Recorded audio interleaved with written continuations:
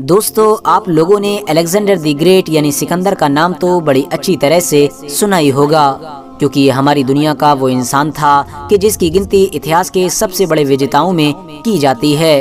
यही वजह है कि सिकंदर के ऊपर अभी तक हमारी दुनिया में न सिर्फ बहुत सारी किताबें लिखी जा चुकी हैं, बल्कि दुनिया के अलग अलग इलाकों में बहुत सारी मूवीज भी बनाई जा चुकी हैं। सिकंदर एक ऐसा इंसान था कि जब उसकी उम्र सिर्फ 18 से 20 साल ही थी, तभी उसके कंधों पर उसकी सल्तनत का बोझ आ गया था, क्योंकि उसी वक्त ही उसके वालिद यानी फादर की मौत हो गई थी। आपको बताते चलें कि 20 साल की कम उम्र में ही गद्दी पर बैठने के बाद अलेक्जेंडर द ग्रेट ने उस दौर के दूसरे ज्यादातर बादशाहों की तरह अपना वक्त शराब की महफिलों में या फिर अय्याशियों में नहीं गुजारा, बल्कि उसने फौरन जंग के मैदान में निकलने का फैसला किया और सिर्फ अगले 10 सालों के अंदर वो कर दिखाया कि जो शायद इतिहास में कोई और कर पाया है, क्योंकि उसने 20 साल की उम्र से ही अपने उस ख्वाब को पूरा करना शुरू कर दिया था कि जो ख्वाब वो बचपन से देख रहा था, और वो ख्वाब था पूरी दुनिया को जीतना। सिकंदर ने सबसे पहले तुर्की, फिर मिस्र, पर्शिया और उसके बाद हिंदुस्तान जैसी बड़ी बड़ी सल्तनतों को भी अपने आगे झुकने पर मजबूर कर दिया था। उसके दौर की बड़ी से बड़ी ताकतवर सल्तनतें भी उसके सामने ढेर हो गई थीं। इतना ही नहीं, हद से ज्यादा गुरूर और घमंड में रहने वाली कौमें भी उसका नाम सुनकर ही थर्राने लगी थीं। मगर दोस्तों, वो एक कहावत है कि हमारी ये दुनिया किसी की भी अपनी नहीं है, और न ही इस दुनिया की सल्तनतें और मालो दौलत किसी के साथ वफा करती हैं। और बिल्कुल यही हुआ था सिकंदर के साथ, क्योंकि जिस सिकंदर को दुनिया की बड़ी से बड़ी ताकतवर सल्तनतें भी नहीं हरा सकी थीं, वो अपने उन लोगों से ही हार गया था कि जिन पर वो अपने साय से भी ज्यादा यकीन रखा करता था, क्योंकि उसके अपने लोगों ने ही उसको हमेशा हमेशा के लिए खत्म कर दिया था। RH नेटवर्क के नॉलेजेबल फ्रेंड्स, आपको जानकर शायद हैरानी होगी कि सिकंदर जैसे ताकतवर इंसान की मौत सिर्फ और सिर्फ 32 साल की उम्र में हो गई थी। उसकी मौत के फौरन बाद उसके बीवी बच्चों, यहाँ तक कि उसकी अपनी सगी माँ को भी बड़ी बेदर्दी के साथ मार दिया गया था।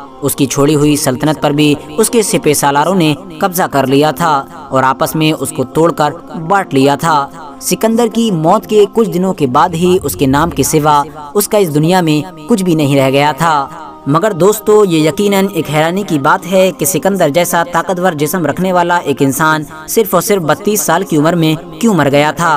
अगर बात करें ऐतिहासिक तौर पर, तो इस बारे में ज्यादातर इतिहासकार अपनी अलग अलग राय रखते हैं। कुछ इतिहासकार सिकंदर की मौत का जिम्मेदार हद से ज्यादा शराब पीने को बताते हैं, तो वहीं कुछ इतिहासकारों का ये भी मानना है कि मुल्तान के राजा यानी पोरस से जंग करते वक्त सिकंदर के एक ऐसा जख्म लग गया था कि जो बाद में उसकी मौत की वजह बना था। हालांकि कुछ इतिहासकार मलेरिया और टाइफाइड को भी सिकंदर की मौत का जिम्मेदार मानते हैं। वहीं कुछ इतिहासकार ऐसे भी हैं कि जिनका ये कहना है कि सिकंदर किसी बीमारी की वजह से नहीं, बल्कि उस जहर की वजह से मरा था कि जो उसको उसके अपने ही लोगों की तरफ से दिया गया था। मगर दोस्तों, अभी जल्दी में ही न्यूजीलैंड की एक यूनिवर्सिटी के जिसका नाम ओटागो है, उसकी तरफ से सिकंदर की मौत के बारे में एक रिसर्च की गई है, और रिसर्च के बाद जो रिजल्ट सामने आया है वो बहुत ज्यादा चौंकाने वाला है। क्योंकि इस यूनिवर्सिटी की रिसर्च के मुताबिक सिकंदर की मौत न तो किसी बीमारी की वजह से हुई थी और न ही जहर खाने की वजह से हुई थी, बल्कि सिकंदर तो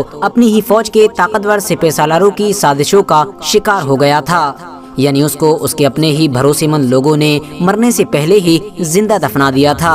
हाँ दोस्तों, आप लोग बिल्कुल सही सुन रहे हैं। इस यूनिवर्सिटी ने ये दावा किया है कि सिकंदर को जिस वक्त दफनाया गया था उस वक्त वो जिंदा था। दरअसल दोस्तों, यूनानियों की किताब में सिकंदर के बारे में ये बात तो क्लियरली मेंशन है कि सिकंदर की जब मौत हुई थी तो उसकी लाश अगले 5-6 दिन बाद भी सड़ना शुरू नहीं हुई थी। और इस चीज़ को यूनानी लोग सिकंदर के न सिर्फ करिश्मे के तौर पर देखते हैं, बल्कि उसको इसी की वजह से ही एक देवता भी मानते हैं। इस रिसर्च में ये दावा किया गया है कि सिकंदर कोई देवता वगैरह नहीं, बल्कि वो तो अपनी मौत के वक्त अपने ही करीबी और भरोसेमंद लोगों की साजिशों का शिकार हुआ था, क्योंकि उसको जिंदा ही दफना दिया गया था। साथ ही साथ इस रिसर्च में ये भी बताया गया है कि आखिरी वक्त में सिकंदर एक ऐसी बीमारी का शिकार हो गया था कि जिस बीमारी में इंसान की पूरी बॉडी काम करना बंद कर देती है। इंसान अपने पास खड़े हुए लोगों को तो देख पाता है, मगर उनसे कोई भी राब्ता यानी बातचीत नहीं कर पाता है।